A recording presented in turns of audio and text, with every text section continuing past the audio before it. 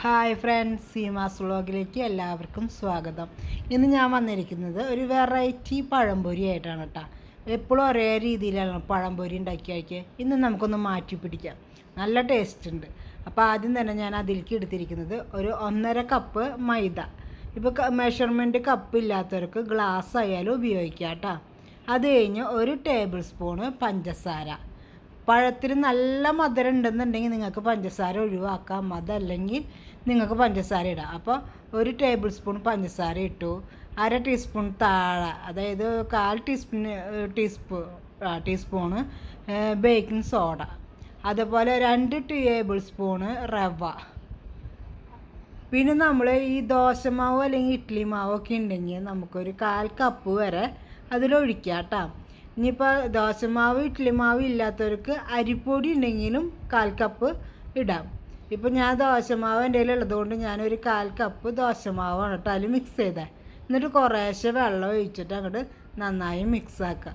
അപ്പോൾ നമുക്കറിയാലോ, സാധാരണയായിട്ട് നമ്മൾ പഴംപൊരി ഉണ്ടാക്കുമ്പോൾ അതിൻ്റെ പഴം മുക്കിയെടുക്കണ ഒരു പരുവം നമുക്കറിയാം. അപ്പോൾ ആ ലെവലിൽ വെള്ളം കുറേശ്ശെ ഒഴിച്ചിട്ട് വെക്കുക. എന്നിട്ട് ഒരു 10 മിനിറ്റ് നേരം അത് മൂടി വയ്ക്കണം കേട്ടോ. അപ്പോൾ തന്നെ ഉണ്ടാക്കണ്ട, ഒരു 10 മിനിറ്റ്. ആ സമയം നമ്മുടെ അരി ദോശമാവൊക്കെ അതിലൊഴിച്ചിട്ടുണ്ടല്ലോ, പിന്നെ അതുപോലെ റവയൊക്കെ ഇല്ല, അപ്പോൾ അതൊന്നും വീർത്ത് വരാനാട്ടാ റവ ഇടുന്നത്. അത് നല്ല ക്രിസ്പി ആയിട്ട് കിട്ടുന്നതിന് വേണ്ടിയാട്ടാ. അപ്പോൾ നിങ്ങൾ വിചാരിക്കും പഴംപൊരിക്ക് തന്നെ ഇത്തിരി ക്രിസ്പിന്ന്, പക്ഷേ ഈ പഴംപൊരിക്ക് ഇത്തിരി ക്രിസ്പി ആയിട്ട് ഉണ്ടാക്കി കഴിക്കാൻ നല്ല ടേസ്റ്റാണ്. അങ്ങനെ ഒരു 10 മിനിറ്റ് കഴിഞ്ഞപ്പോൾ ഞാൻ ഒരു നോൺ സ്റ്റിക്ക് പാത്രത്തിൽ നിങ്ങൾ ഓയിലോ വെളിച്ചെണ്ണ എന്ത് വേണമെന്ന് വെച്ചാൽ വയ്ക്കുക. അതിലേക്ക് ഞാൻ വെളിച്ചെണ്ണയാണ് കേട്ടോ ഒഴിച്ചത്. എന്നിട്ട് ഞാൻ അതിലേക്ക് പഴം ഇങ്ങനെ ചെറിയ കഷ്ണങ്ങളാക്കി മുക്കി അതിലിട്ടു കേട്ടോ. എന്നിട്ട് അത് ഇട്ട വഴിക്ക് തന്നെ അത് ഇങ്ങനെ നല്ല വീർത്ത് വരും കേട്ടോ.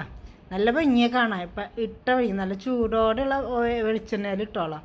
അപ്പോൾ അതിങ്ങനെ നല്ല രീതിയിൽ ഇങ്ങനെ പൊന്തി വരും. അത് കാരണം എന്ന് വെച്ചാൽ ബേക്കിംഗ് സോഡയാണ് നമ്മളതിൽ മിക്സ് ചെയ്തത് കൊണ്ടാണ് കേട്ടോ. നല്ല രീതിയിൽ അങ്ങനെ പൊന്തി വരും. അപ്പോൾ നമ്മളത് അങ്ങോട്ടും ഇങ്ങോട്ടൊക്കെ മറിച്ചിട്ട് കൊടുക്കുക. എന്നിട്ടൊരു ബ്രൗൺ കളറാകുമ്പോൾ എടുക്കുക കേട്ടോ. അപ്പം നമ്മൾ അങ്ങോട്ടും ഇങ്ങോട്ടും മറിച്ചിടുമ്പോൾ അത് നല്ല ക്രിസ്പി ആയിട്ട് വരും ചെയ്യും. അതുകൊണ്ടാണ് അത് അങ്ങോട്ടും ഇങ്ങോട്ടും ഇടയ്ക്ക് അങ്ങോട്ടും ഇങ്ങോട്ടും മാറ്റി മറിച്ച് ഇടാൻ പറയണത് കേട്ടോ.